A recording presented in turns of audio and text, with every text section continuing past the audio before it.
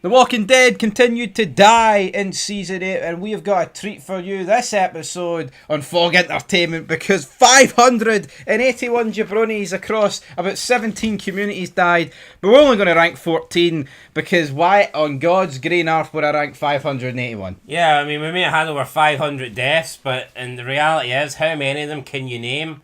Not 500, because at least like 90% of them never even had names to begin with.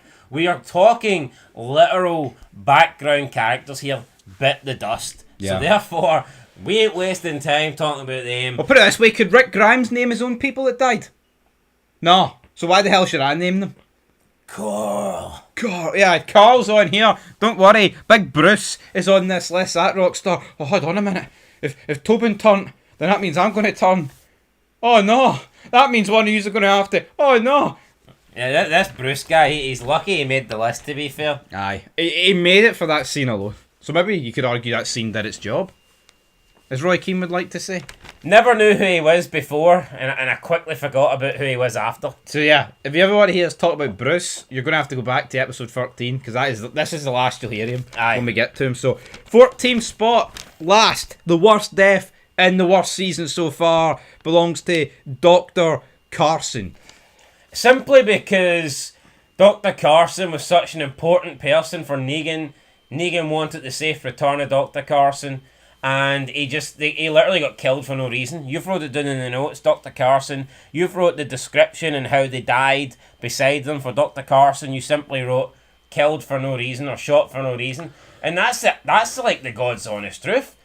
The Saviours found Dr. Carson and they found Gabriel, and they literally just shot Dr. Carson. And you're like, what the fuck? What's the point of this? Like, if we're going to shoot anybody, why wouldn't they shoot Gabriel and bring Dr. Carson back to Negan? But see, it's ridiculous plot armor. Cause Gabriel's the bigger character, they can't do it. But like, here, see priests, they grow on trees, right? Anyone can claim to be a priest. Anybody can touch a kid. Do you know what I mean? It is what it is. Yeah, doctors. Not anybody can save a life. Aye, exactly. Especially in this world. But they would have you believe that, oh no, Gabriel's just as important as some guy to restore your faith in God. But no, it's ridiculous. I'd like some guy to restore my health. Yeah, but this guy dies, right? And the guy that pulls the trigger. If this show was good, no consequence. There would be ramifications. Negan would do something. What happened to Dr. Carson? Aye. What did you do with Dr. Carson? See, one of our most valuable assets. What happened to him?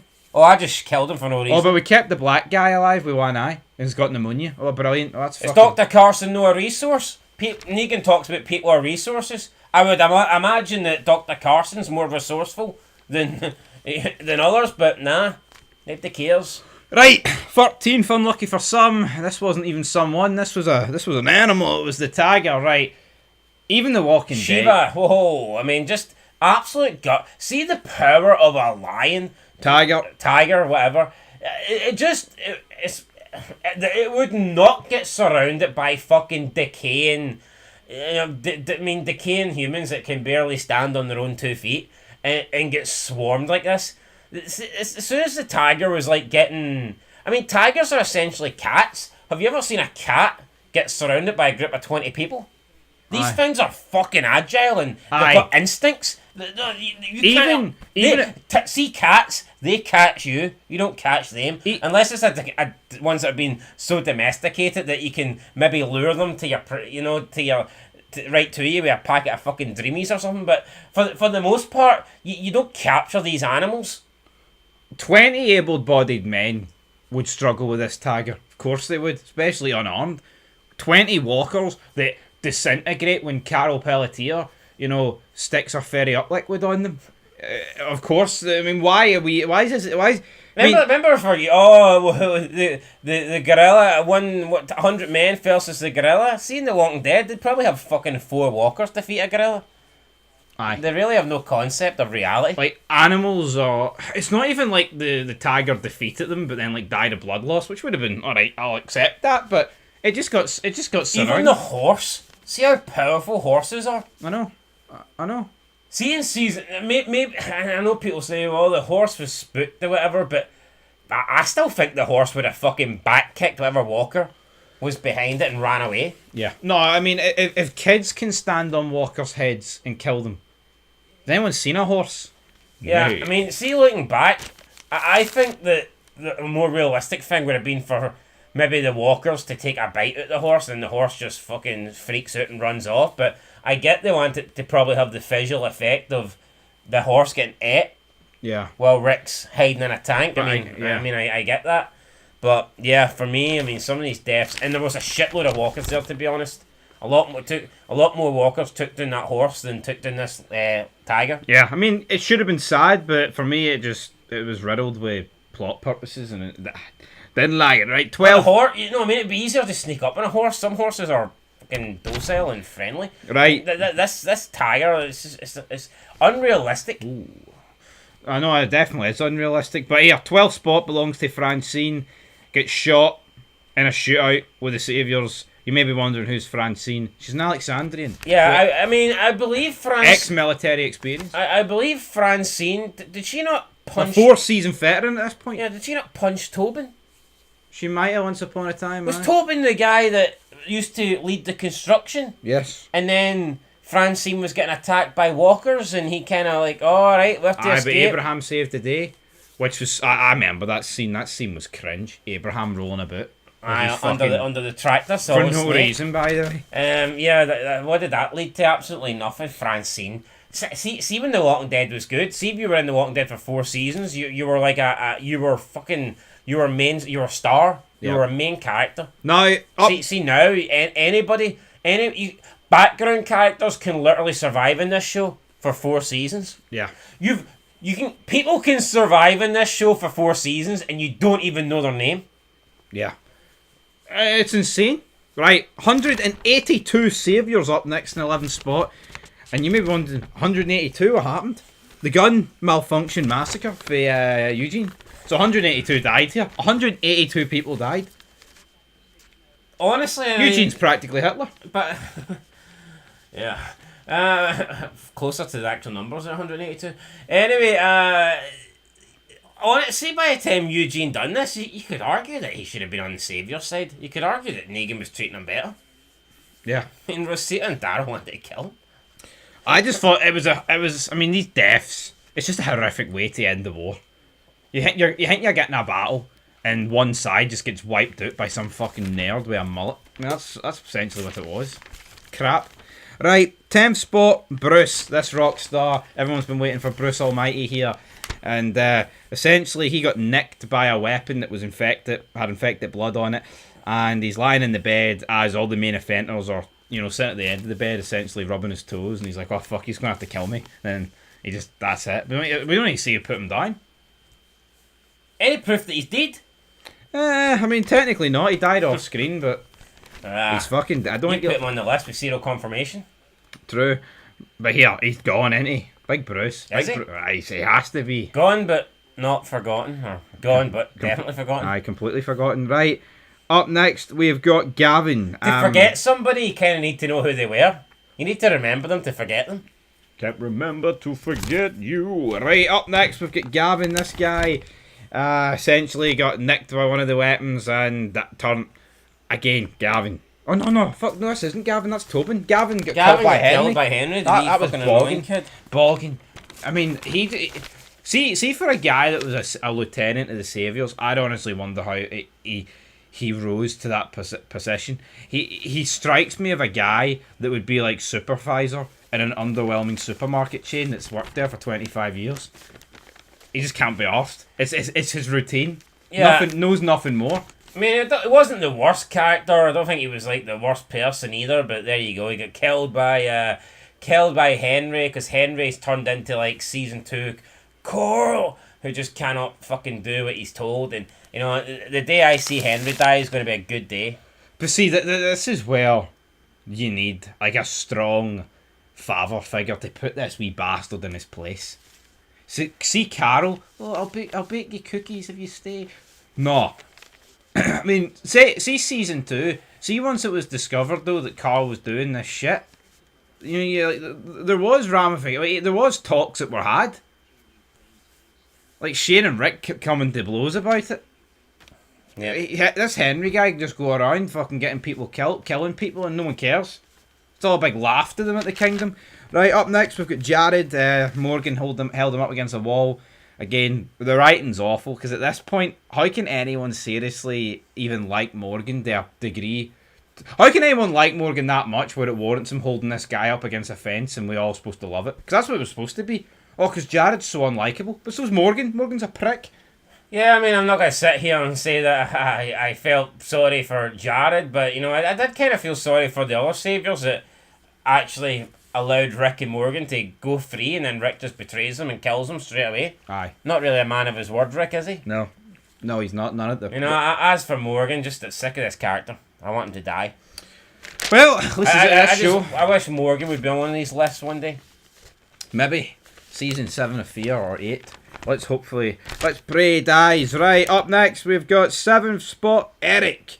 Yeah, I mean, he normally has a sore arse, but his arse can rest easy tonight. Yeah, sore stomach in this one, so get shot. Aaron's like, oh, you stick in there, little boy friend, I'll go and continue the fight. And then Aaron goes and shoots off a few guns, shoots off a few bullets. Then he returns and Eric's at the tree. Where's Eric? Yeah, Eric's wandering that way. And Look at Eric. Eric's turned into a walker and Aaron starts crying, and then we get some two random people. I think it was Scott and somebody else. Who was the other guy? Might have been Tobin, you know. I think it might have been Scott and Tobin, and Aaron's like, oh, it's here, Eric, I can't let him get away. No. And then they're like, let him go. And it's like, he's like, no, we need to do something. And it's like, are you telling me Scott or Tobin just couldn't have ran over, knifed him, put him out his misery, and then that's it? It's like, how fucking bad, by the way, is this sequence of offence? Eric, Scott, Tobin, and Aaron were 3 guys make Aaron look like Rick Grimes. No, it's 4 fucking nobodies. Getting far too much screen time, that's what it is. Right, 6th spot, Tobin. He was like the first to turn with the infected weapons. I mean, I guess you could say it was a little bit different, but again, for a guy that's a 4-season vet at this point, you'd maybe expect a wee bit more. I mean, he got a few kills, which is more than what he got when he was alive, so... Yep, right, 5th spot, Leo. Yes, I know what you're saying.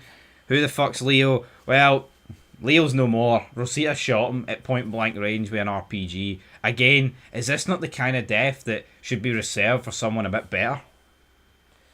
Yeah, like, I guess when we got Darrow killing Negan. Aye, the motorcycle group. Yeah. But see, I liked that. I thought that was a good scene, but this just...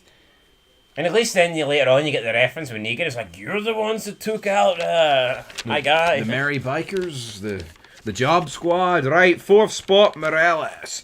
I liked the speech. I liked the scene until Darrow killed him, so you could actually argue the death's not that good. Yeah, I mean, just, I don't get it. Years and years and years of fans like, oh, bring back Morales, bring back Morales.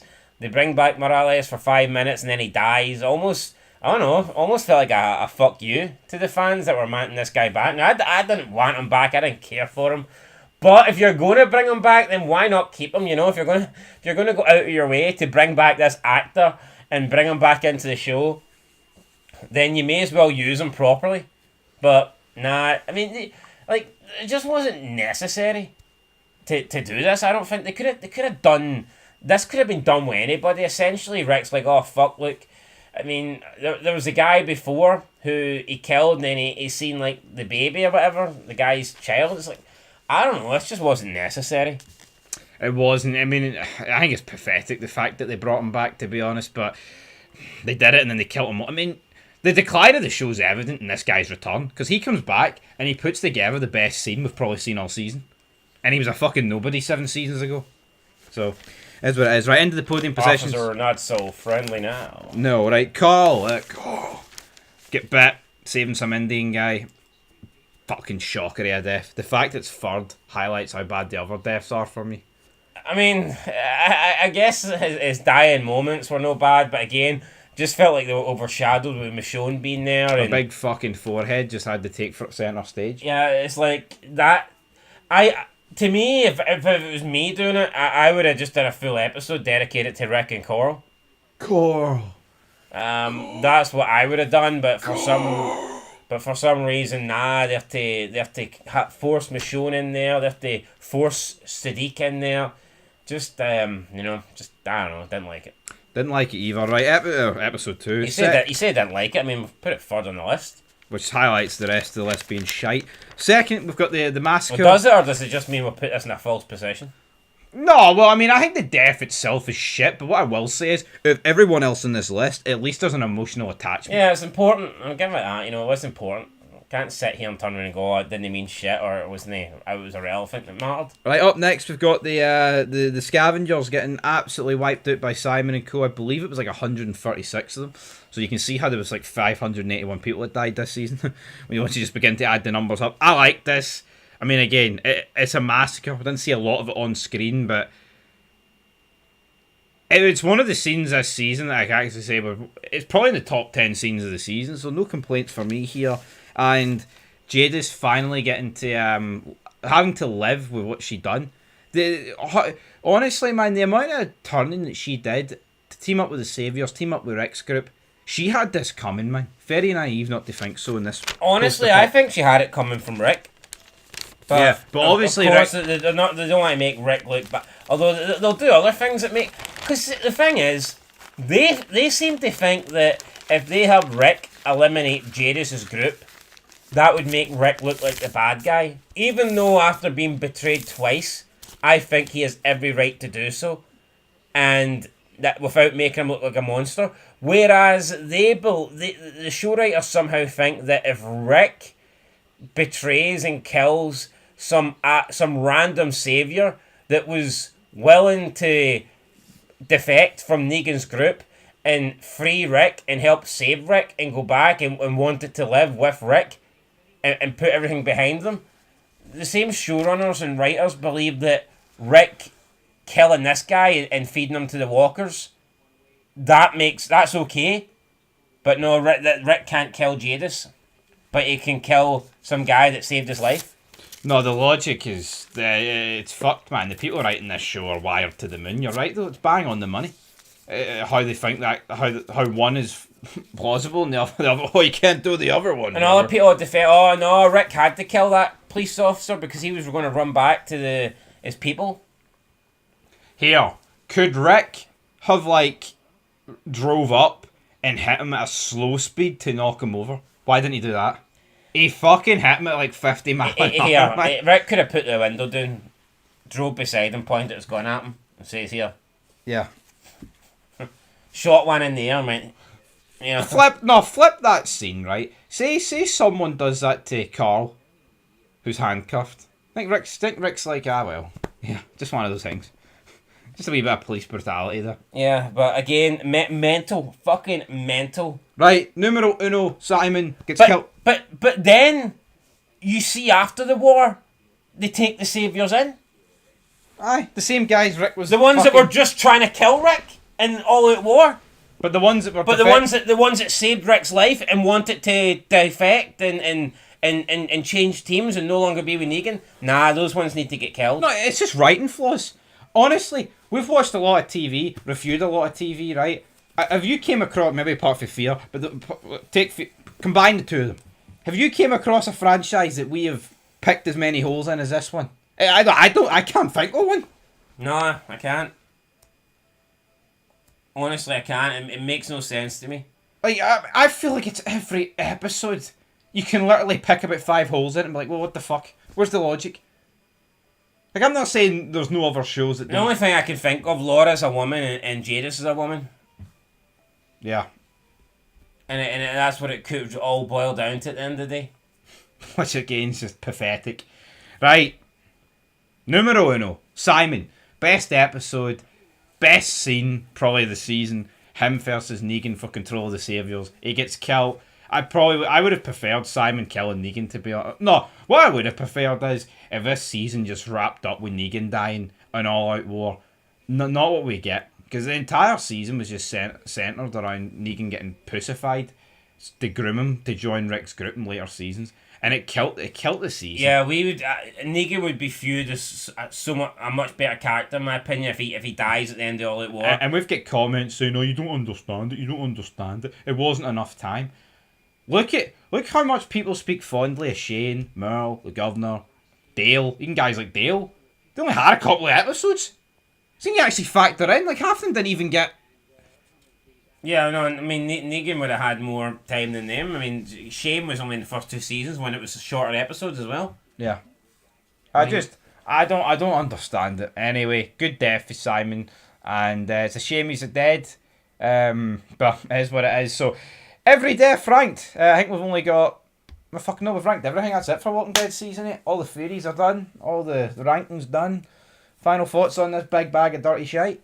Glad to wrap it up, but I think that it's only going to get worse for here on in. I mean, I actually think season 9 might be better than season 8. I mean, a lot of people say, "Oh, season 9, return to form, Angela Kong or whatever her name is, Kang." I mean, Angela Mong, more like. We'll see. What I think episode 9 might have the best episode in episode 9, season 9 might be better than the best episode in season 8, purely because Rick leaves the show and then they have like some big names return. You see Shane and Herschel again, but I will be surprised if season 9's better. I think it's only going to get worse. Well, the average rating for this season for us was about a 2.7.